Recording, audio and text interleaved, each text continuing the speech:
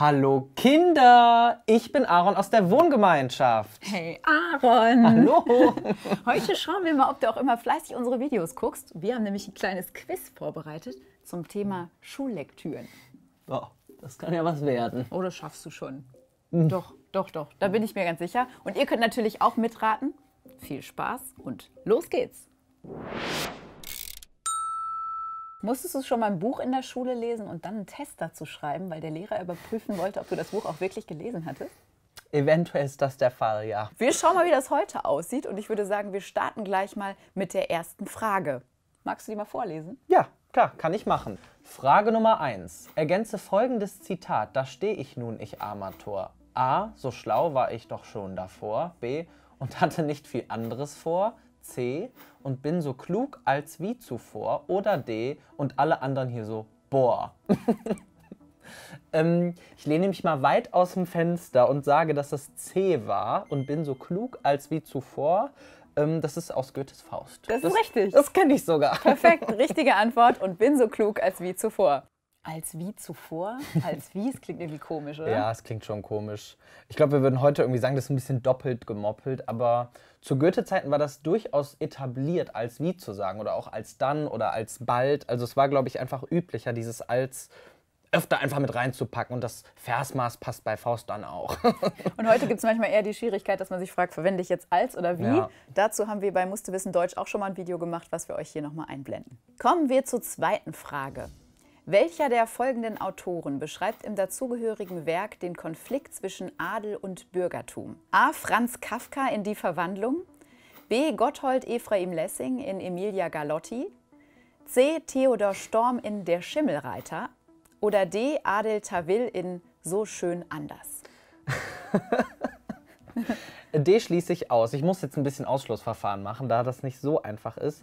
Kafka Verwandlung ist ja mit diesem Käfer da, oder? Da geht es ja, glaube ich, gar nicht um Adel. Emilia Galotti spielt, glaube ich, alles im Adel. Beim Schimmelreiter ist er doch so ein Deichgraf und das Dorf muckt die ganze Zeit auf. Also vielleicht ist es der Schimmelreiter. Nein. Der Schimmelreiter ist es nicht, wie du schon richtig sagst. Dann Mit Emilia, Adel hat das oder? nicht so viel zu tun. Genau, Emilia Galotti ist richtig, Antwort B. Emilia Galotti ist ein sogenanntes bürgerliches Trauerspiel. Und wenn ihr Emilia Galotti gerade in der Schule lest, dann schaut gerne mal in unsere Lektüre-Playlist. Da findet ihr eine Zusammenfassung und eine Analyse. Aaron, nächste Frage bitte. Sehr gerne. Frage Nummer 3 lautet, welcher der folgenden Romane trägt in seiner deutschen Übersetzung den Zusatz im Titel Bericht über einen Unterrichtsversuch, der zu weit ging? A. Harry Potter und der Stein der Weisen, B. Der Club der toten Dichter, C. Der Richter und sein Henker oder D. Die Welle. Ja, das ist jetzt tatsächlich relativ einfach, weil ich den Film auch kenne. Es ist D. Die Welle. Richtig. Ja, das ist Die Welle von Morton Rhue. Der Roman basiert übrigens auf dem Drehbuch zu einem Film, der 1981 erschienen ist. Das war wahrscheinlich der, den du auch kennst. Und ja, der Inhalt beruht tatsächlich auf einer wahren Begebenheit. Auch zu diesem spannenden Buch findet ihr eine Zusammenfassung auf unserem Kanal. Haben wir euch hier auch nochmal verlinkt.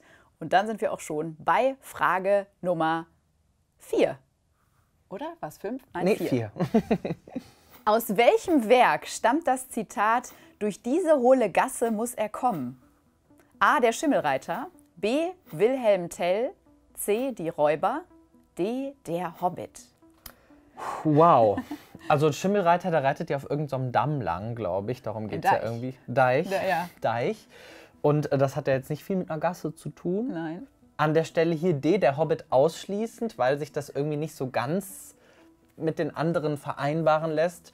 Da blieb noch Wilhelm Tell oder die Räuber. Da muss ich jetzt wirklich mehr oder weniger 50-50 machen und raten.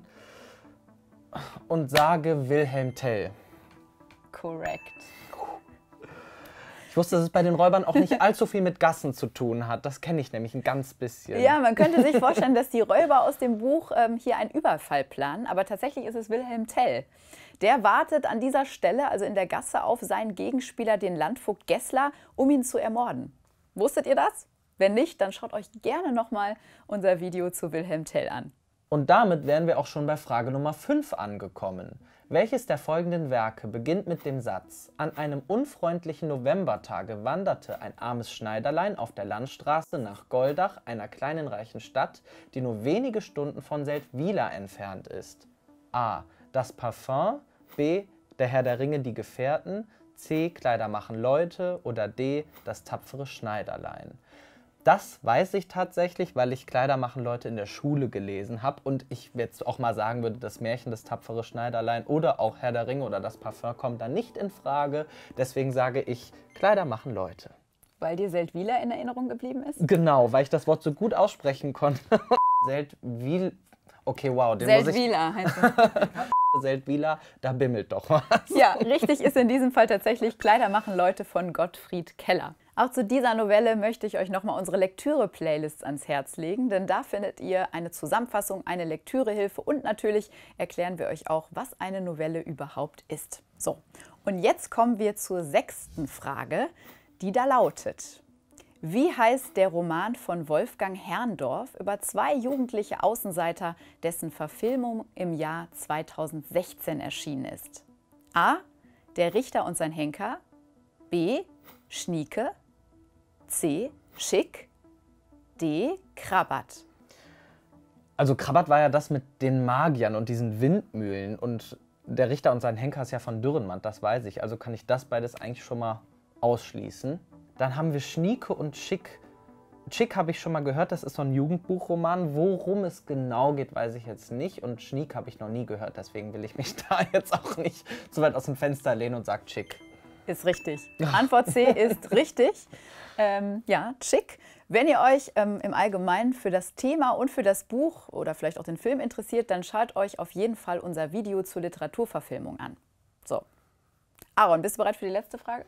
Ja, hör mal, nützt ja nichts. Auf jeden Fall.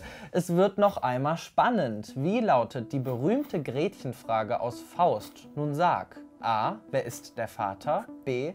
Wie hältst du's mit der Liebe? C. Wie hast du's mit der Religion? Oder D. Kennst du Margarete? Ja, hör mal, ihr habt aber auch mit Faust hier, ne? Also 2 von 7 Fragen direkt. Ich glaube, das ist das mit der Religion. Wie hast du's mit der Religion? Meine ich mich zu erinnern, das ist ja auch so eine gängige Floskel. Wie hast du es mit der Religion? Und ich glaube, dass das dem Faust entspringt. Das ist richtig. Antwort C ist richtig. Wie hast du es mit der Religion? Ja, puh. Ja. Liest du Faust gerne? Ich habe Faust tatsächlich noch nie ganz gelesen. Oh, musst du jetzt nachholen. Ja, besser ist. Ich gucke mir am besten erstmal eure Videos zu Faust an und dann direkt rein. Das stimmt. In die Materie. Und wir haben dazu auch tatsächlich ein Video auf unserem Kanal, also einmal eine Inhaltsangabe und auch eine Interpretation. Schaut euch das gerne an und ich hoffe, unser kleines Quiz hat euch gefallen und ich hoffe dir natürlich auch, Aaron. Ja, war ganz fantastisch. Es war ja auch, ist ja auch letztendlich ganz gut ausgegangen für mich. Auf jeden Fall. Außer die Emilia. Wenn es euch auch gefallen hat, gerne ein Like da lassen. Diskutiert auch gerne in den Kommentaren ausgelassen und abonniert den Kanal. Ja, danke dir, dass du da warst. Vielen Danke Dank euch fürs auch. Zuschauen und bis zum nächsten Mal. Tschüss.